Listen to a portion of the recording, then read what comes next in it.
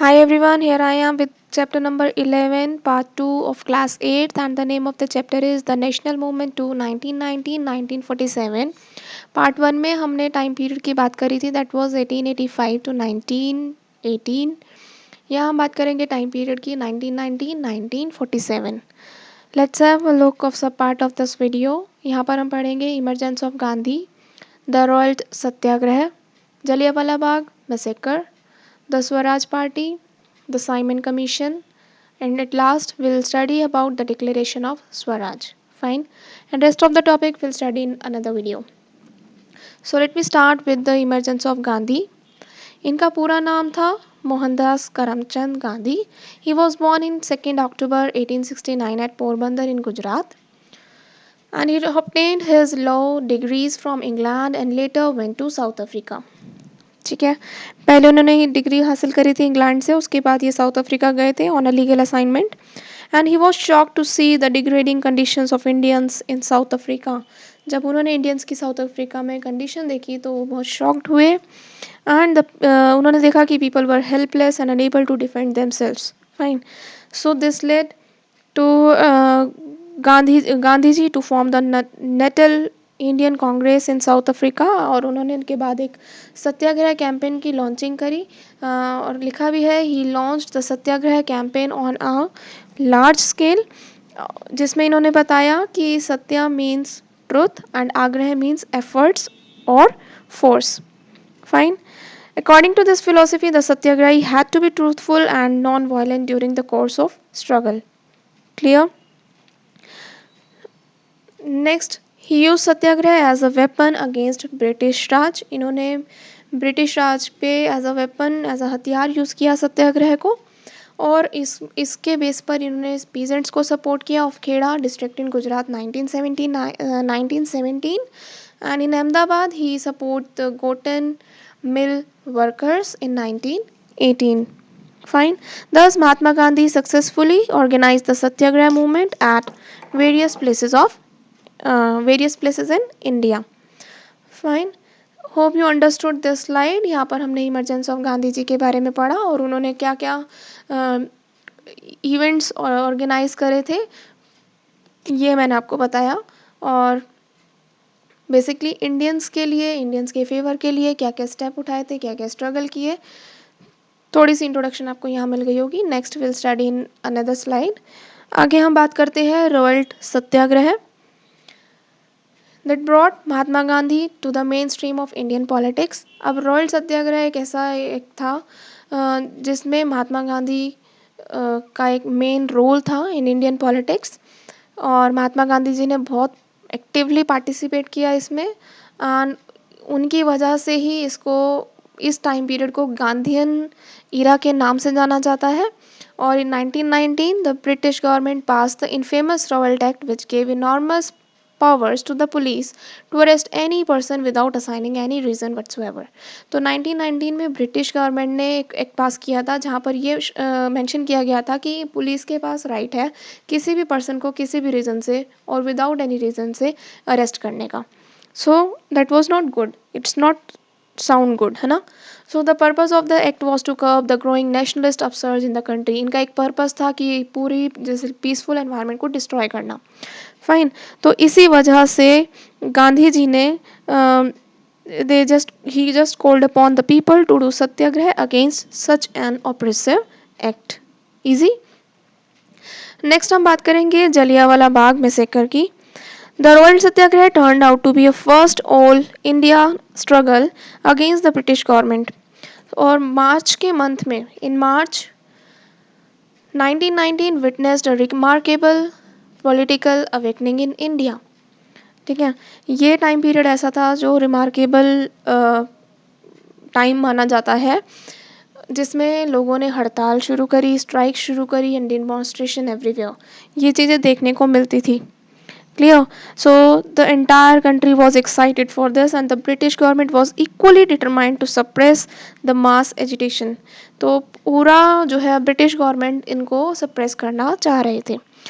So Amritsar had observed a peaceful हड़ताल on April 6. ठीक है, यहाँ पर अमृतसर में एक पीसफुल हड़ताल देखने को मिली that has been observed in April 6. But the arrest of two leaders, Dr. Saifuddin Kichlew and Dr. Satyapal in Amritsar on 10th April led to a mass agitation.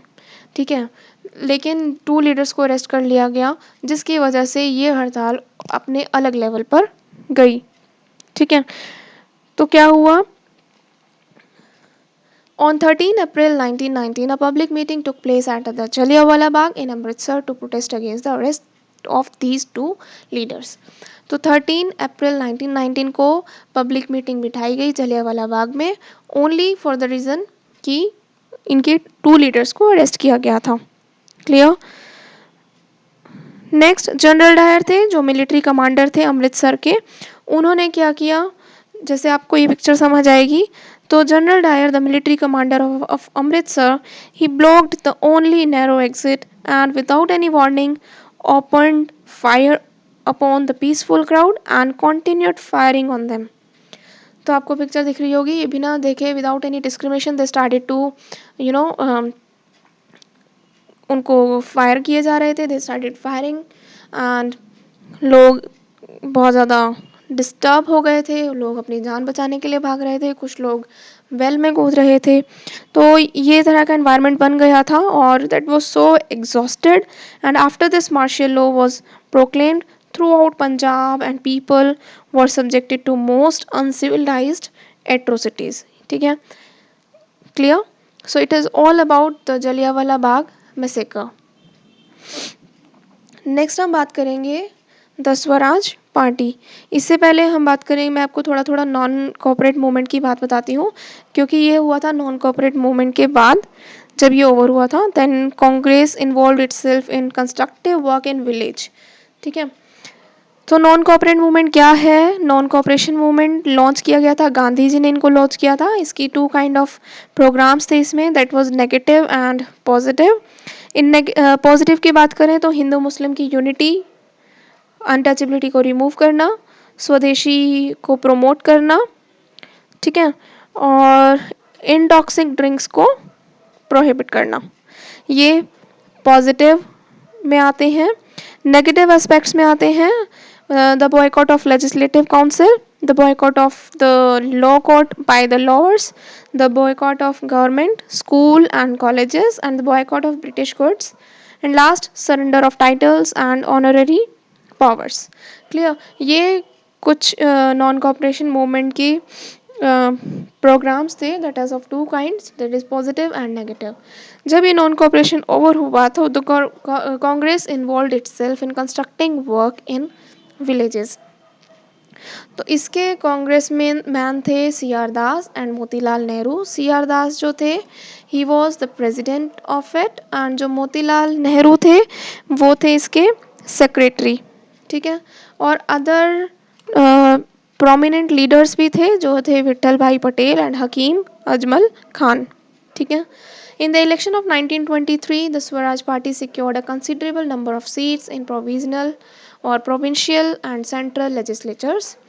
They were able to draw attention of the government to some vital problems, it means important problems such as improvement of conditions of the workers. Easy. Next हम बात करेंगे the Simon commission की. 1927 में British government ने appoint किया था Simon Commission को to look into the working of reforms introduced by act of 1918. और आगे हम बात करेंगे the Congress protested against this commission because all its member were British. ठीक है, अब कांग्रेस ने इसका प्रोटेस्ट करना शुरू किया क्योंकि इसके जितने भी मेंबर्स थे वो ब्रिटिशर्स थे.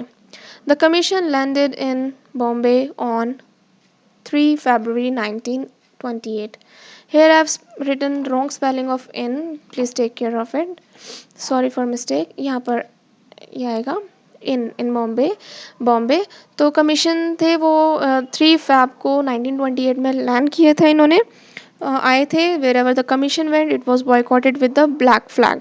तो लोगों ने इनको ब्लैक झंडा दिखा दिया था और यूँ कह दिया था कि साइमन गो बैक. क्लियर?